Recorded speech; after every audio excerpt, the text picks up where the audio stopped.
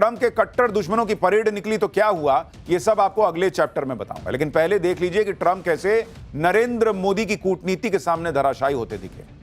कैसे ट्रंप को नरेंद्र मोदी और भारत झटके पे झटके दिए जा रहे हैं। ट्रंप के टैरिफ के जवाब में नरेंद्र मोदी ने आत्मनिर्भर भारत की नई मुहिम छेड़ दी। कल ही भारत की पहली made in India semiconductor chip launch की। यही नहीं, ट्रंप जिस इकोनॉमी को डेड कह रहे थे, उस इकोनॉमी में नरेंद्र मोदी ने ऐसा गियर लगाया कि जीडीपी ग्रोथ अनुमान से कहीं ज्यादा 7.8 पर पहुंच गई। उधर भारत पर टैरिफ लगाने वाले ट्रंप की हालत आप देख लीजिए। आज की डेट में अमेरिका मंदी के दरवाजे पे खड़ा है बॉस। अमेरिका की इकोनॉमी तो ट्रंप डुबा ही रहे हैं। ट्रंप की खुद की अप्रूवल रेटिंग गोते लगा रही है, यानी पब्लिक उन पर विश्वास नहीं कर पा रही। ना इकोनॉमी सुधार पा रहे हैं, ना अपनी अप्रूवल रेटिंग।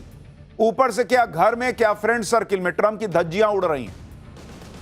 उनके खुद के लोग कह रहे हैं भाई कि भारत से पंगा क्यों लिया, अपना नुकसान कर रहे हो। ट्रंप के खिलाफ अमेरिका में विरोध प्रदर्शन हो रहे हैं, जिसके बारे में थोड़ी डिटेल आपको आगे बताऊंगा।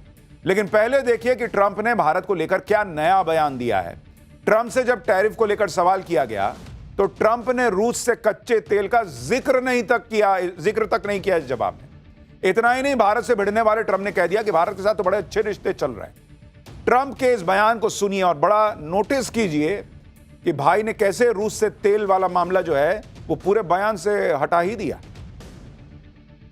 Considering taking away some of the tariffs that you've imposed on India, you had posted. No, we get along with India very well, but India has, you have to understand, for many years it was a one-sided relationship. Only now, since I came along, and because of the power that we have with tariffs, India was charging us tremendous tariffs, about the highest in the world. They were about the highest in the world, number one.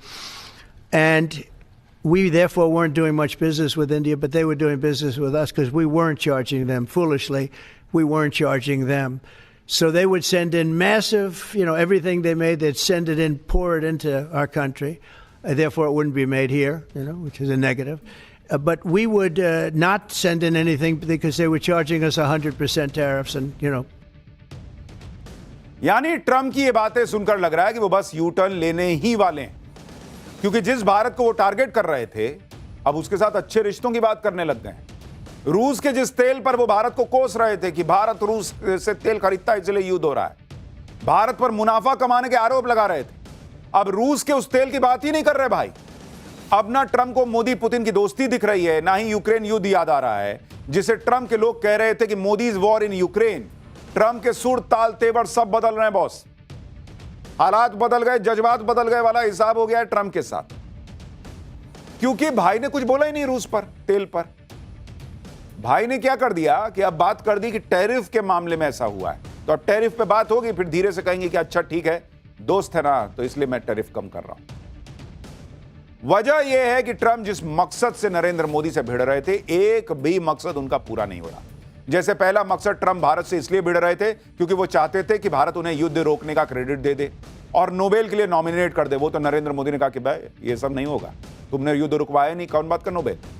दूसरा मकसद, Trump ने भारत पर इसलिए tariff लगाया था कि वो भारत को रूस से कच्चा तेल खरीदने से रोक सके, लेकिन टैरिफ ये कमाल भी ना कर पाया। उल्टे रूस ने कच्चे तेल पर और डिस्काउंट दे दिया भारत को। मोदी पुतिन एक गाड़ी में घूमने लग गए। तीसरा मकसद, ट्रंप भारत पर दबाव डालकर ब्रिक्स को कमजोर करने में लगे हुए थे, उल्टा हो गया। ब्रिक्स और एकजुट हो गया, एससीओ ग्रुप में नई जान आ गई,